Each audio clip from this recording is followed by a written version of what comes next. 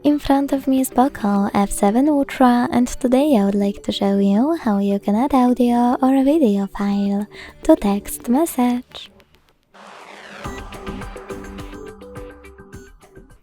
Begin by launching Messages app and selecting or creating a chat. Now tap on this plus at the bottom left corner and select Files to add an audio one.